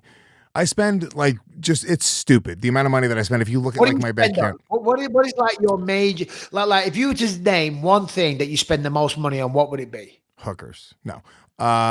It would be the thing that I have to stop that I'm wasting money on most, Uber rides. Yeah. Uber rides. I waste like $2,000 a month on. No, come on. I swear to God. I go over my finances every month now. And you've got like a 4.2 star rating. Yeah, well, it's a game of numbers. The problem is, take 10 Uber rides, 1 or 2 of them, you're going to be in a bad mood. Yeah. Yeah. Well, so I don't have obnoxious. I take a lot of vacations. Like, I like to go on, like, I'm taking my family to Jamaica, obviously. And like, I like to travel and I like to eat good food. I go out to dinner a lot. Things like that. But I feel like Tyron Woodley's saying that. Do you think that's like he's trying to come to the realization that maybe he's going to spend less money, which is obviously a smart thing to do? Or do you think maybe he's like, fuck, I'm not going to be champion again? You know what I mean? And I've got to change that because I know he's still very, very hungry. He's out in Thailand doing everything he can. But Leon Edwards is a tough fight. And I saw a headline before that he was bitching that he'd never got an immediate title fight. And some other people did get one. And, he's kind of got a point there, but some of the fights weren't the most exciting, and I'm not being negative. It's just a reality. And of course, there's reasons why he was fighting guys like Damian Maia, who was specialist, so he had to play it carefully. And he's also got to kiss a little more ass. I mean, I got to be honest with you. Tyron Woodley's one of the guys that's notoriously out there, that's like outspoken, talking about the chances that he doesn't get. And it's like, I think, look, dude. Well, that's it. You said it for me. That's exactly what it is. He goes against the grain of the company. He does. Yeah. He goes against he wants an immediate title fight, and should he have deserved one? Probably, but I'll say this: you go out there talking shit about the company, you ain't gonna get that. They ain't gonna do you favors. Now, it shouldn't be a favor, but thank you, Dana. But when you're going against anybody, any boss, if there's a little upstart in your company right now that's pissing you off, that's talking shit, that is going outside for little smoke breaks and going, yeah, Lewis said this and Lewis said that and Lewis can kiss my ass, and doing it in public interviews, in newspapers and things like that, and on-site articles, and talking shit about you. Fucking Brian. You're describing Brian right now. Oh, well, you're not going to give Brian a promotion. What is going on with Brian? Brian, what axe do you have to grind on Lewis? That is insane. Wait, what was the segment? Somebody told me the segment name. It was That grinds my gears, but you know what rattles my cage? That was it. Brian, what rattles your cage? I mean, what rattles your cage about Lewis? I love that I have a job and I'm gainfully employed here at Gas Digital. Lewis is the best. He's very well-tempered. I have no issues whatsoever. Tyron Woodley should take a page out of Brian, whatever his last name's book. McKay. See, I know his name. Worked with him for years. Thanks, Mike. I pay attention to your stuff. Kiss a little more ass, Brian, I think is what you got to do. See, the thing is, sycophants. You got to sycophant it up with Lewis. Anyway, listen, Woodley, I wish him the best. I do. He's got a tough fight coming up. Maybe take it easy on the 7 cars. Anyway, Dos Anjos, he got beat. Chiesa won. There you go. Main event, big boys. Dos Santos, let's get into this real quick. Junior Dos Santos, I mean, he's a guy who's been around forever. Won the title against Cain Velasquez back in 2011. That was a long time ago. But he's still only like 35 years old, I think. So he's still pretty young. He was doing the Dancing with the Stars. Did you see any of that stuff, Lewis? I don't know if you follow him on Instagram. He did like the Brazilian Dancing with the Stars. And God bless him. He's not, the most light-footed of people, but he went out there. He had a smile on his face. He did good. Had a tough fight against Walt Harris. Not Walt Harris. Curtis Blaydes, pardon me. Curtis Blaydes, very good wrestler, hits hard. But Junior, he's won some, he's lost some. Incidentally, both people, the last person to beat both of these two, Curtis and Dos Santos, was Francis Ngannou. Knocked them both out, devastating fashion. Fucking Francis Ngannou, such a fucking beast. But anyway, Dos Santos, he's been around for a bit. He's still winning fights, but he's losing the big ones. Curtis Blaydes is young, he's up and coming, and he's on fucking fire right now. Did you watch that fight, Lewis? What did you think? Yeah, I did. I mean, look, nasty. I think it was like a big right hand. Nasty. I mean, just dude hits really hard. This is the thing with heavyweight guys. These guys, they land it and they can knock you out. And Dos Santos has been around for a really, really long time. So I don't know the amount of how many times Dos Santos has been knocked out at this point, because it's been a few times now, right? Yeah, but it's not just that either. I think the main thing for Dos Santos, it was those wars with Cain Velasquez. Do you know what I mean? That takes its toll on you. Yeah, I think he's been knocked out a couple of times here and there. Maybe just look that up, Harrington. But obviously, he beat Cain Velasquez with a solid right hand, and that wasn't a war. But the 2 other matches, because they had 3 fights, Jesus Christ, Cain beat the shit out of him, picked him up, slammed him. Dos Santos would get up, he'd tee off on his face. And like that that's miles on the clock. That takes years of your career. They were bad, hard fights. He got his ass kicked for 5. Showed a ton of heart, but you don't want to go through that, man. So that's one of the main things on Dos Santos. So now it's 5 knockouts total in his career, 3 in his last 6 fights, including his last 2. Yeah. I mean, the thing is at the weekend as well, Walt Harris is why do I keep saying fucking Walt Harris? I mean, Curtis Blaydes. Curtis Blaydes is a very, very good wrestler. And in that fight, it's obvious Curtis was going to take it down. He talked about it. He openly said, I'm going to take you down in round 1. So, and I talk about this all the time. As a fighter, as a guy that wants to stay on the feet like Junior does and use the boxing predominantly, that's his main weapon of choice, use the boxing, he's going to take you down. Just like when I fought Tim Kennedy, it's so fucking annoying. So you start thinking about defending the takedowns, and when you're thinking about defending the takedown, then you get cracked off them. You get punched in the face because you're expecting Let it go. To come in, so let it go, man. Tim Kennedy's not thinking about it. I'm just explaining for the viewer, right? For the listener. I'm putting them inside the mind of the fighter, Lewis. Okay? How much are you charging Tim Kennedy right now for the rent for the space that he's owning inside of your head? I want to know. Tim Kennedy's in there right now. He's not in there, but let me tell you this, right? Junior Dos Santos is a better boxer than Curtis Blaydes, but because of the wrestling input, he was able to outbox him and finish him on the feet. And I was just thinking to myself, where is there a time where there was an inferior subspecies of a fighter that I went up against that was able to have a modicum of success? Well, that would be Tim Kennedy, simply because of these fucking stupid takedowns. And that's what was going on with Curtis Blaydes. He was trying to get the takedown, and then fucking Dos Santos started worrying about that. And it was a jab. Curtis came with a jab, and then just this big, huge, crushing overhand right. And I got to say, big fucking props to Dos Santos, how he stayed on the feet from that, because it hit him.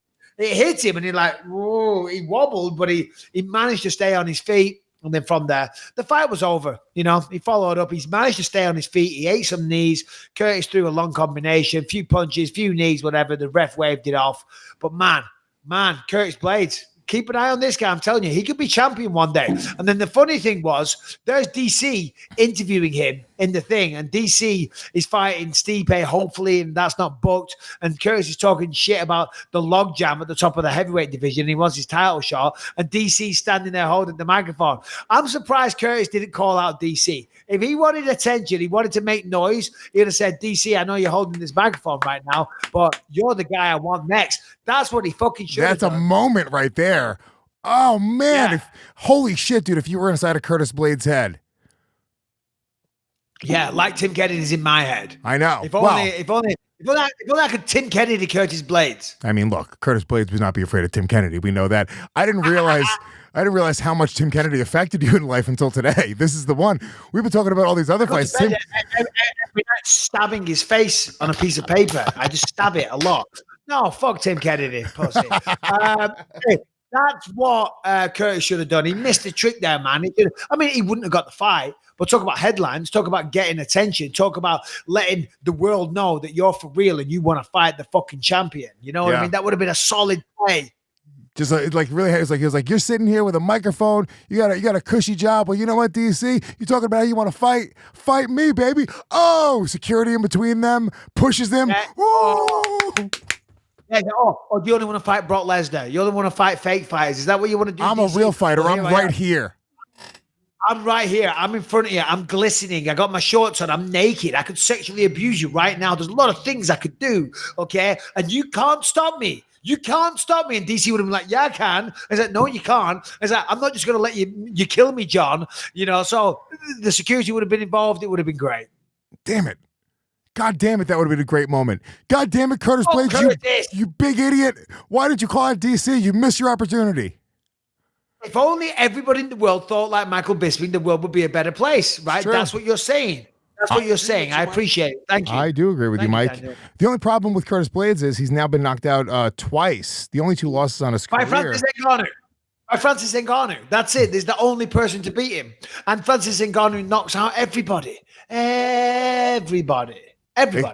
Well, I mean, everybody except for Stipe Miocic and Derek Lewis. So that's a little bit of a weird problem because if you have 2 losses to Ngannou, you know, if I'm Ngannou, I'm sitting there going like, oh yeah, dude, put him up against Stipe for the title. I fucking knocked this guy out twice with ease. So if you're Curtis Blaydes, because Francis Ngannou is fighting Jairzinho Rozenstruik, the BYM breakout fighter of the year 2019. It's a huge accolade for him. Francis Ngannou is fighting Rozenstruik. That's 2 big heavy hitters. If you're Curtis Blaydes, you're sitting there, you're thinking, please, Rozenstruik, knock this motherfucker out. Because if that happens, Ngannou's title shot's out of the picture. And who's next? After Stipe and DC fight, well, there you go. Curtis Blaydes is right there. Beautiful. But he's going to fight in the meantime. I reckon he should take on Derek Lewis. Derek Lewis would be good. And he'd probably be able to do to Derek Lewis what DC did. You know, Derek doesn't have the best grappling defense. DC took him down and choked him out. And Curtis could probably replicate that kind of style as well, if I'm honest. Massive fan of the Black Beast, by the way. Not talking shit. I love Derek Lewis. Yeah. Yeah, Derek Lewis is the man. That'd be a great fight as well. You just sort of reminded me, as you mentioned Rozenstruik, because me and Harrington were talking about this before. Me and you didn't discuss this on the notes, but I think this is sort of an interesting story to chat about. And we got a little bit of time here. But did you see Tyson Fury talking about how if he makes the transition over to the UFC, he would do it under special rules? Did you see these rules that he would do it under? No, please tell me. Number one, you can't have special rules. You either do it or you don't do it. You know what I mean? But go on, explain to me the rules. So Tyson Fury said he would want to fight one of the UFC champions under boxing rules with MMA gloves in an octagon. Essentially, he said he would do it. He doesn't want to be. Well, give me the exact quote, Harrington, because he was sort of disparaging to Brazilian Jiu-Jitsu guys and grapplers. I don't want to get in an MMA fight, rolling around the floor and all that. No, but I would fight one of their champions in small gloves, maybe in a cage, but with boxing rules. I think that would be very interesting. With UFC gloves, the little 4-ounce gloves, that would be good for me. Of course, it'd be good for you. Of course, it would. Yeah. Hold on.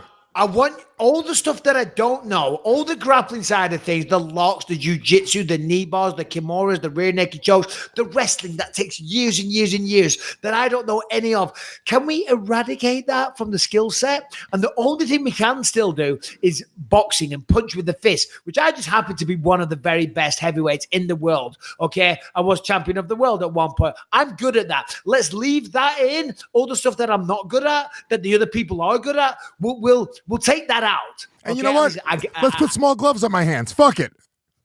Yeah, because that's what you're fighting anyway, right? And that's leaning into my skill set even more. Listen, I love Tyson Fury. I love what he's doing. I know he had a big press conference with Deontay Wilder at the Fox Studios the other day. I never got to see it. I do want to see it because I guarantee there was some funny stuff got said. But if you're gonna do it, if you're gonna cross over, you got to cross over. Simple as that. You can't modify the rules because it's not. You can't fight a UFC because then what does it matter? Is it a boxing fight or is it a UFC fight? Is it MMA or boxing?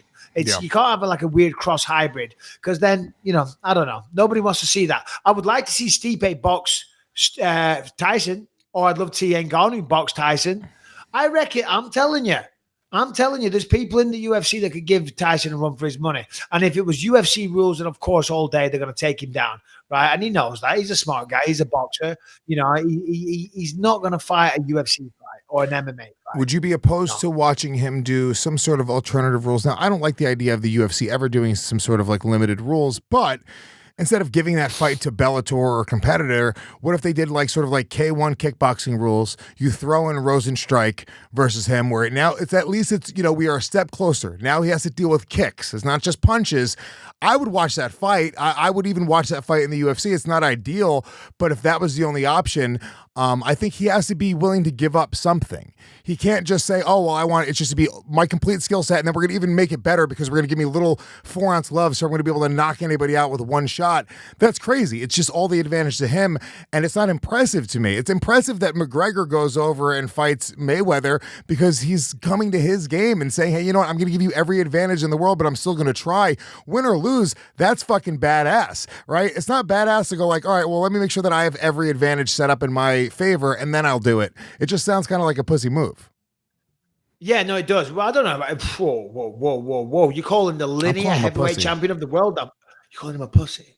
Mike O'Hearn, baby. The Mike O'Hearn workout. You think I'm afraid of fucking Tyson Fury? You should be. You should be. He's a wild gypsy. You're talking shit. Listen, we're breaking boundaries with this show. We're big time. We're international. We are actually international. We're an international show. People are seeing this. Tyson Fury's got people. He's going to come after you. You're talking shit. You actually called the linear champion of the world a pussy. Well, I know you had one amateur fight in a rash guard, but you need to fucking have a look. Doggy, I'm just saying. Stephen A. Smith. Am I looking? You're talking shit about the Smithster? You need to fucking respect the Fury. Am I looking for limited rules? If Fury wants to come over and fight Gomez, we're going to do it full MMA rules. He's going to have to get in there and he's going to have to learn how to fight like a real man.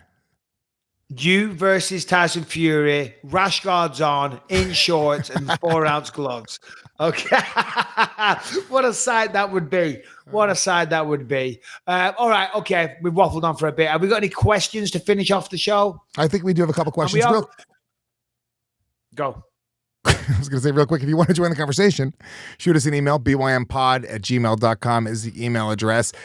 Subscribe to our YouTube channel right now and just search Believe You Me Podcast or Michael Bisping Podcast right on YouTube. You could subscribe, get notifications when the newest shows are premiering on YouTube. Subscribe to our iTunes channel, leave us a 5-star ranking and positive review. And also you should know that every episode we've ever done, the entire on-demand library of the Believe You Me Podcast is available uncensored and ad-free at gasdigitalnetwork.com. Use the promo code BYM for a 14-day free trial. Got a couple questions in right now. Send in more video questions. We need better video questions. And they don't have to be, let me say this. They don't have to be about MMA. I like the life questions as well. Advice. If you guys need advice on something.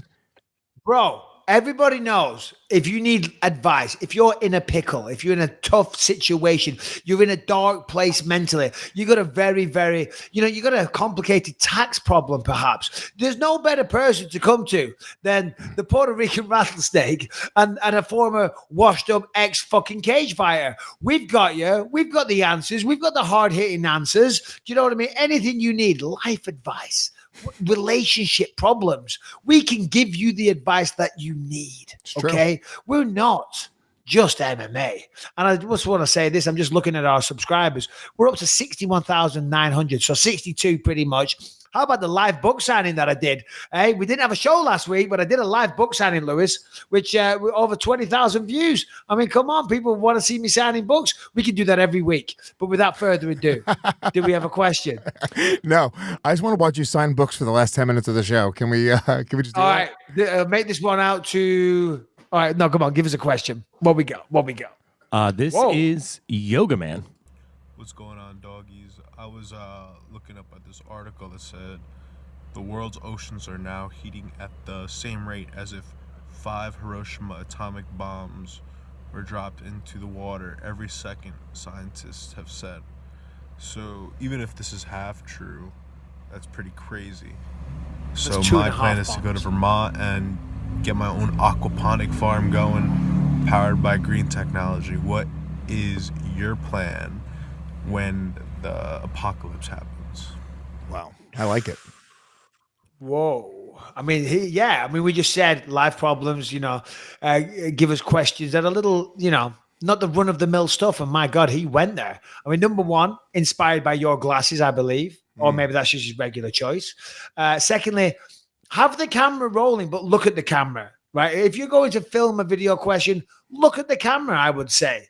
But Lewis, 5 Hiroshima bombs dropping into the ocean every minute. I don't buy that for what? I don't know which wackadoodle shit he's reading online, but that's bullshit. That's bullshit for sure. But let's just say it is half of that. 2.5 Hiroshima bombs dropping in the ocean every minute. And for some reason that leads to an apocalyptic meltdown. What is your plan, Lewis? Where are you going? What are you doing first? It's the end of the world. I mean, how much time do we have left? A day, a week, a month? Is it the apocalypse? Did I survive and most of the world is dead right now? There's a lot of variables here that I don't know. Yeah. Well, it's like I watched Zombieland 2 on the plane, double tap on the way back yesterday. Similar kind of scenario. I reckon I'd fucking Zombieland it. I'd go to North Carolina because there's not that many people about. You really want to move to North Carolina right now? I'm going to Raleigh, North Carolina. When the zombie comes, the zombie apocalypse is on, and the Hiroshima bombs are dropping in the ocean. 2.5 every minute. It's incredible. Okay. What am I doing? You go do your hydroponic fucking weed farm, you stoner, okay? But while you're getting stoned and you're all love and dovey and you're quoting fucking John Lennon, okay, right? I'm going to be in Raleigh, North Carolina. Yeehaw, baby boy. With the Bispings. Your Asian family, you fly them in. I'm flying them into China. I'm flying them in from China, okay, to Raleigh. Okay, I said, bring your shotguns, baby boy. This is how, by the way, this is how we're going to fucking spread the coronavirus in the United States. The Bispings coming over to Raleigh, North Carolina. Bispings. We are responsible for the demise of the fucking Western civilization. This is how the world ends. They're infected up to the fucking eyeballs, okay, with the coronavirus. We developed it. But we'll go to North Carolina. We're going to get some shotguns, and we're just going to drive around and take motherfuckers out. I mean, first stop, just so you know, the fucking Tim Kennedy house. Exactly. Rematch with a fucking shotgun, baby boy. I'm going to grind that axe into his fucking head, the axe that I have. So you know, Tim Kennedy, and I mean this, with ease, would take that gun from you. Literally would disarm you with Are you out of... He's a fucking military specialist. You couldn't do anything. I don't give a fuck, right? I'll say, fucking take this gun. Try and take this. Let me tell you right now, I will disarm Tim Kennedy with an M16 and a little. He'd have a knife on the side. He'll have a little sketchy female knife down by his ankle. He'll have a little gun here. He'll have a gun there. But like one of those like 80s movies where they go, "Hey guys, give us your guns." And he's like, and he just keeps pulling out knives and guns and shit like that. I'll still take him down. I don't want to be rude. Knives and guns. I don't want to be rude. You couldn't take Tim Kennedy out with just his hands. So I don't know where we want to fucking go here. If you had him fucking machine gun, you're in trouble. If you had a knife, Tim Kennedy would take the knife from you. First fight with one eye, okay? There was a big adjustment period. I was walking into walls half of training camp.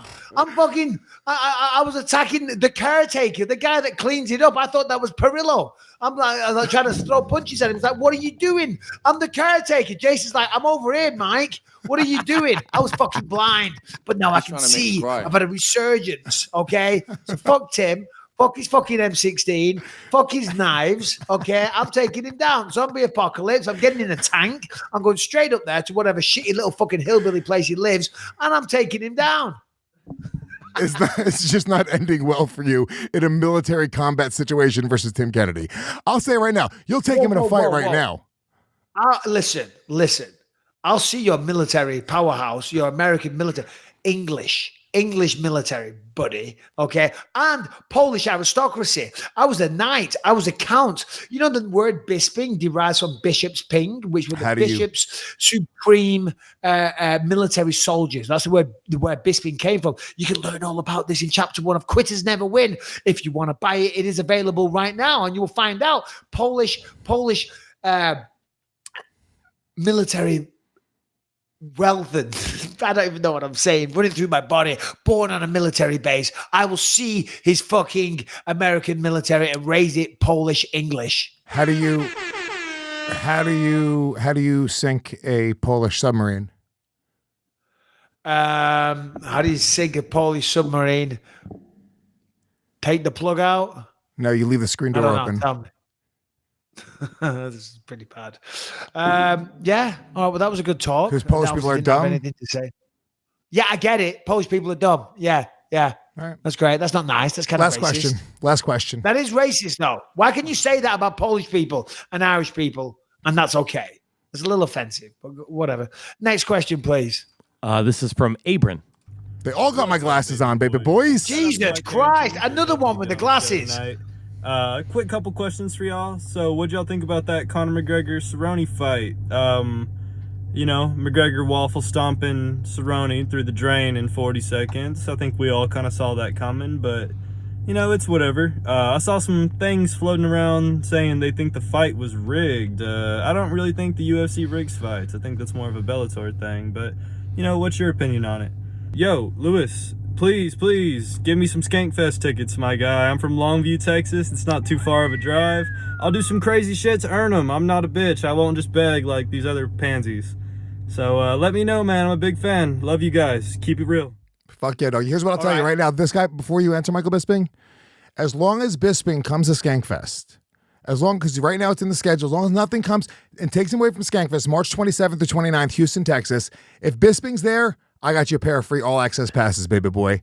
But if Bisping bails on Skankfest, you're not going to Skankfest. So it's all in Bisping's court right now. And I see what you're doing. You're trying to put his happiness on my, on me. And if I don't go, then he doesn't get tickets. And that would be really mean of me. The problem is, though, in your little plan is that I don't know this person and I couldn't give a fuck. And I thank him for listening and I thank him for sending in the question. But I don't give a fuck if he goes to Skankfest or not. So that is the fatal flaw with your manipulation tactics, that I couldn't care less if one of your sycophants with the Ray-Bans goes to Skankfest or not. Here's the other thing. I'm commentating in London, and then I stick around a few days in England. Then I go straight to Columbus, Ohio. And then from there, you want me to go straight to Skankfest. All I'm saying is I'll have been away for a long time on the road, itching to get back and see my family. I'm just saying. I have obligations. I have family. I have 3 kids. I have a wife. I can't be gallivanting around the fucking country. Bring them to Skankfest. First of all, your wife would love Skankfest. She would love it. She would have a blast. Second of all, so I was going to say your daughter do not bring your daughter anywhere near Skankfest. My kids are not coming to anywhere called Skankfest. Okay, they're going to go to La-di-da Fest before they go to Skankfest. Callum could come to Skankfest. No, he's only he's 18. He's almost 19. I'm assuming there's going to be a lot of intoxicated people, so it's not a place. We'll see. We'll see. Let me speak to Rebecca and see if I can swing it. Maybe I'll come for a day. Conor McGregor fight, Cerrone being fixed. Come on. Nonsense. Absolute fucking nonsense. Why would they do that? Why would they risk the integrity of the brand to get one fight result? You know what I mean? They're not going to do that. I understand. Listen, it was fast. It was short-lived. And, you know, whenever the fights go down like that, people do ask that question. But it's silly. They're not going to risk the company that they built just to fucking get McGregor a fight. Sorry, to get McGregor a win in a fight that he's probably going to win anyway. Do you, in your history of fighting, not in the UFC, obviously, but have you ever heard about a fight being genuinely fixed in MMA? Never once. Never once. Never heard it. Not even a guy taking a dive for some cash? Never heard it. Never heard of it. Yeah. Because, I mean, I could see that happening. I could see somebody saying, hey, dude, lose this fight. Do some gambling thing, you know, where they're like, cool, yeah. Oh, yeah. Why not? You just make it look like a good fight. Listen, eventually, when he lands one, they're going to land one. You know what I'm saying? Just fucking... Oh, no, for sure. There's nothing to stop me in like one of my fights that I had. If some of my mates all got together and we said, oh, we're going to put on a ton of money that you get dropped in the first round and you go to sleep. You know what I mean? You can easily do that. But, fine, you know what? I've never done it, and I've never heard of it. I've never heard of it in MMA. And the problem is the fatal flaw with that, and of course that did used to happen in boxing, and where that's where all these theories come from, you know, but fighters are proud as well. Fighters don't want to fall down on their face. Fighters don't want to do that. Even in fucking Pulp Fiction. Look at Pulp Fiction. Bruce Willis. It was all set up. It was all done, but he couldn't go down in the third. And he fucking beats the guy to death and he kills him. And then he gets in a taxi with a very weird woman with a weird voice. That he ends up having sex with and making love to her. Okay. And then he goes back to get the wristwatch. Okay. I don't want to be that guy going back to get my dad's watch that was stuck up his ass. That hunk of metal was up his ass for days, up his ass. Okay, I don't want to be that guy. I would just stick my hand up my dad's ass to get a watch. Does. I won't do it. I will not stick my fist up my dad's ass. The great Jan Bisping. The great Jan Bisping to get that watch. I am not gonna fist my dad Bisping, for the sake of losing a fight. Your nicest Rolex is in Jan Bisping's ass. This is the question that should be asked. The only way to get it is to fish it out of his ass with your hand. What do you do? What do you do? Up his ass. I call Harrington. I say I need somebody with a very particular set of skills. Get your real toilet paper. Yeah, get your toilet paper. You're gonna need that 3-ply bamboo special because this one's a big job. Jan Bisping, you know, maybe his ass hasn't been cleaned too often, you know, but that Rolex is up there, and that gold, it will perish. It will perish. So we got to get it out there nice and fast. Okay, get your skills, Harrington. And get in there. Get amongst it. I need to fucking do it in a heartbeat, I'm sure. All right, that's it. Let's wrap this one. Yes, thanks for saying I have skills. He's someone's good at something. Mr. Bisping. Particular set of skills. Thank you, buddy. All right. This has been a fun one. See you in a bit. Bye, guys.